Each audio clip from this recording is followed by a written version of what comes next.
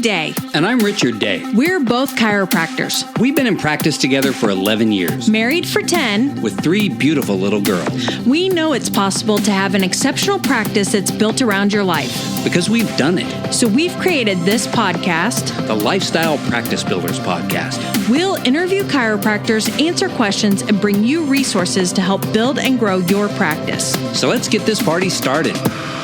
Welcome back to Lifestyle Practice Builders Podcast. I'm your host, Dr. Haley Day, and today I sat down with Dr. Jude Alcide, founder of HouseCallSpineDoctor.com. He's a board-certified chiropractor and certified functional medicine practitioner. He earned degrees in physical therapy at Indian River College and athletic training at the University of Florida. He graduated from Palmer College of Chiropractic and later completed his postgraduate training with Functional Medicine University. Dr. Jude takes a holistic approach when consulting with patients and understands that symptoms are often an indication of other issues within the body that need attention and care. His knowledge of human anatomy combined with his functional medicine training equip him with an integrated and all-encompassing perspective. Dr. Jude and I sat down, talked about his journey into chiropractic and what he's been doing since. I hope you enjoy the conversation. Part 1 starts now. Thank you so much, Dr. Jude, for being here today. I appreciate you coming on the Lifestyle Practice Builders podcast. Well, thank you for having me. I'm excited. Yeah. So Dr. Jude and I, we met on Clubhouse actually, and we became fast friends, I would say. Mm-hmm. And so I asked him to come on the podcast, share his journey, and tell us a little bit about himself. So thank you, Dr. Jude, for coming on.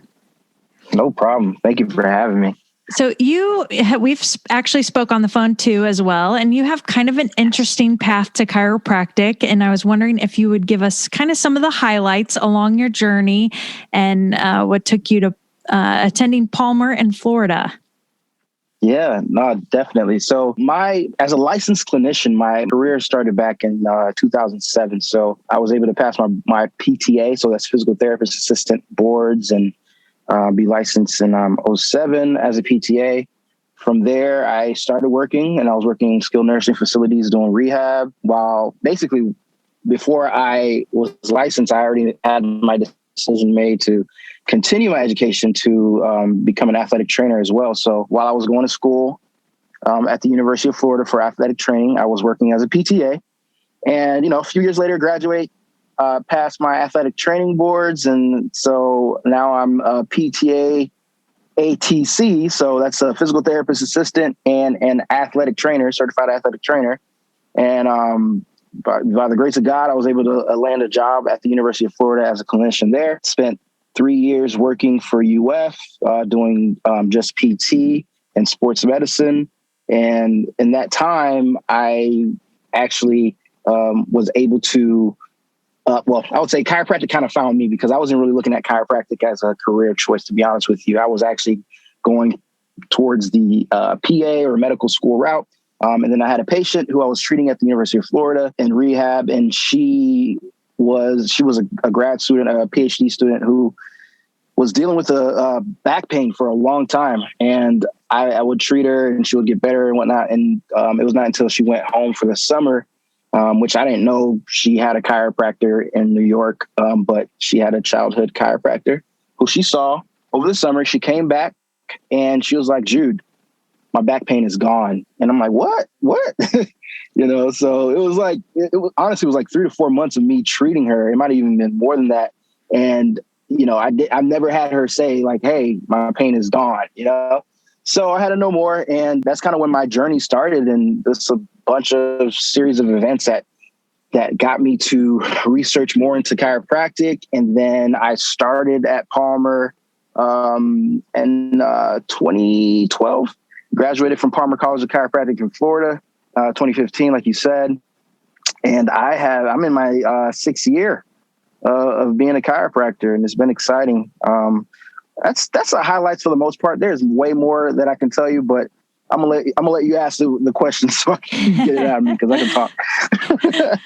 So I have one. I want to kind of go to what you just said because it's interesting to me. Did you ever refer to chiropractors then? If you weren't really too familiar with it, was that anything that you ever thought? No. No, I didn't refer. So when I was in PT, Yeah, right. And so here's the thing. It was really, and she's my mentor. Like she's retired now. She was my PT director. And nothing against her. She was a PT. She became a PT when PTs had to have bachelor degrees. So that can tell you a lot, mm-hmm. right? So she kind of was in that old school mindset of, back in the day, it was a big thing about chiropractors being quacks and things like that. So in a way, I don't know whether she realized she was doing this, but she was kind of planting seeds in my head about chiropractic as not being a legitimate profession, right? So when I went through school, that's kind of my mindset. And it really was not until and the crazy thing about it is before that, I actually was a chiropractic patient because I had a car accident while I was in PTA school. And it went great. I had no issues. And honestly, I was just like, oh, okay, cool. That, it works for car accidents. That's how I thought, right? And so when I went through, the program at UF, I actually was able to speak with a lot of chiropractors too. That's another thing. I was like, whoa, you guys are actually, in my mind, I was like, you guys are actually legitimate doctors. Like what? And so when I went through the process of, going through graduating and becoming an athletic trainer as well, I was like, there's more I could do. And it kind of just plays off of each other with chiropractic, and not easy. I would say it was not as difficult of a segue to do chiropractic, because when I was in school, I was more of a tutor than a student. And I actually did do tutoring while I was at UF as well. But, when it came down to extremities, anatomy, physiology, anything like that, I was just like, I've already had it like 2 times, Yeah. And so I thankfully I was able to use that tutoring skills to be able to teach as well. As I feel like when I was in practice after I graduated chiropractic school, I was actually teaching at UF anatomy and physiology and prevention and care of athletic injuries. So everything kind of just built on itself. And, at the end of the day, I think going through my experience, I taught my students to think differently than I did, because I would tell them this story, like, I thought chiropractors were quacks, and they know my journey. And I'm hoping that I've had a lot of influence on some of these future doctors that's coming out. And that's what I hope to have in the near future, is to have a better community, right? So just a community of where it's not just chiropractors talking to chiropractors talking to medical doctors, and letting them know what we really do and not what they think we do, Yeah. And I think back to what we were saying before, I think Clubhouse is a great place to be doing that. And I wish, so Absolutely. We need to get everyone on Clubhouse. If you're not on Clubhouse yet, send me a DM. We'll get you an invite. But I think it's been a great place to start those conversations. Yeah. Absolutely. So we'll get back to the interview. So during school at Palmer, what were your plans for after graduation? And then can you tell us how it may have changed, how it played out over the next few years after you actually graduated? For sure. When I first went into Palmer, I had an idea that I wanted to have a practice. I just didn't know when. And so in my mind, I was just like, okay, I'm going to associate and do that. But that was in the beginning, right?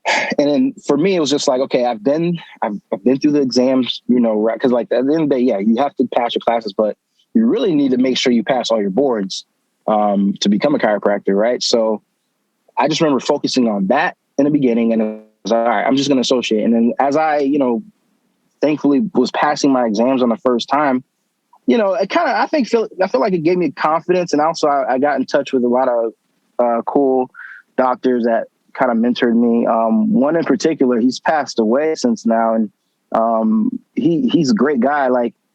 I think people know him for the most part. Frank Savinsky, he's the co-author of E-Myth Chiropractor. Uh-huh. So he would come to Palmer a few times, was an integral player in my transformation of thinking as a business owner, I would say, right? So when I went through chiropractic school and towards the end of my schooling, I actually was taking a leap and planning to start my practice, in which I did. So right out of school, I started my practice, and I was able to have it survive for 2 years. And then from there, family happened. So had a baby, and my wife was super sick when she was pregnant. So we had to, get some help from family. So it got us down to Miami, Florida. So And that's where we are right now. So I hear this a lot. It happened to us too. We moved away. We started a practice. We start having kids. We moved back home. So definitely something to think about for any chiropractic students. Where do you want to be, and what's a realistic place for you to start, and really think that through, because it can be hard. And there was another couple that opened up kind of near us in Colorado, and they ended up moving back home either right before us or right after us. They started having kids as well, and they sold their practice and moved back to, I think, Alabama. So it happens. And so right now you are an associate, but you've also started your own house call chiropractic business, right? Correct. Yes. housecallspinedoctor.com. And so that name is on purpose. So a lot of times, should we just call you House Call Spine Doctor? Like, no, just call me housecallspinedoctor.com. The goal is to have housecallspinedoctor.com be that place where if, you have a new grad coming out of school and they're, trying to figure things out, whether they want to associate or not, or want to do house calls, they could go and do it under a platform without having to, pull up all the startup costs, which the startup costs are super low with house calls. So as you know, you don't need to have a brick and mortar with a house call. But the one thing that I've realized, and this is just because, I'm in it right now, is that it's very manageable to be a full-time associate and also do house calls as well. And I think a lot of times people feel like you need to do one or the other, but you can do both. And I'm a living proof of it too. And on top of that, I'm not just doing house calls. I'm running the house call business. So it's not just me, it's a team of 3. I have a virtual assistant, and then the president of the company, he is a health administration professional who helped me in my first practice, in my first clinic, brick and mortar clinic. And we've just been in contact since then. So him and I are the ones growing this thing, and hopefully it can be very impactful within the next couple years to 10 years. So that's our goal. We're in the long game. We're not trying to make money quick. Well, I think that's the way to do it. I hear a lot, or I see a lot of people on Facebook post about being an associate and a house call chiro at the same time. And so I have 2 questions. One is, I know that you have made sure that doing your house calls is outside of your area, right? So you're an associate and you're bound to an area. And so you don't see patients in that area. Correct. Okay.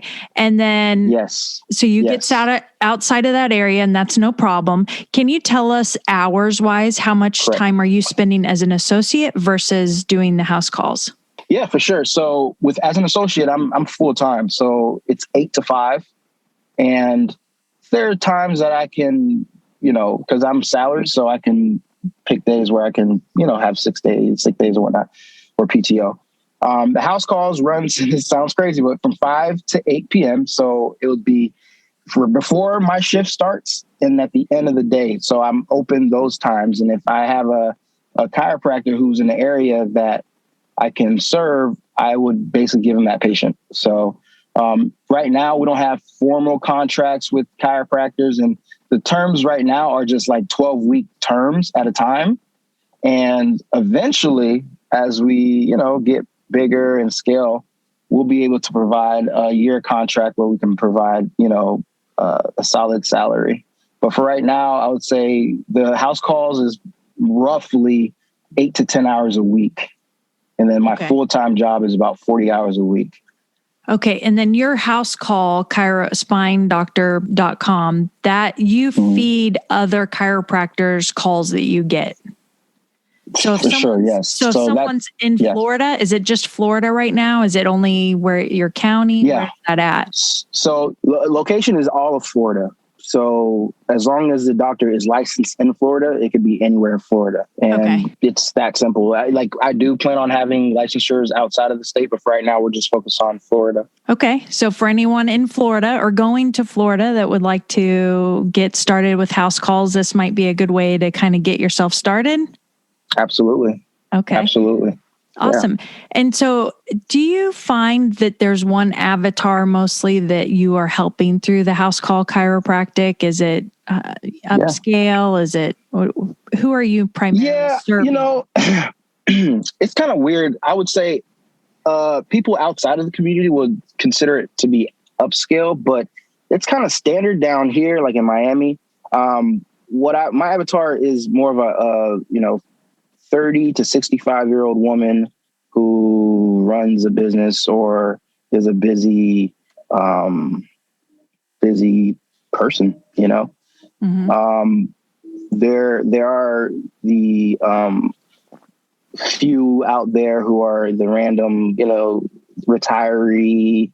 But for the most part, my avatar is a woman who's 30 to 65 years old. Okay. And how are they finding you? What kind of marketing is working best for growing that? Dr. Jude and I will continue our conversation part 2 next week. We'll see you then. Take care and have an awesome one.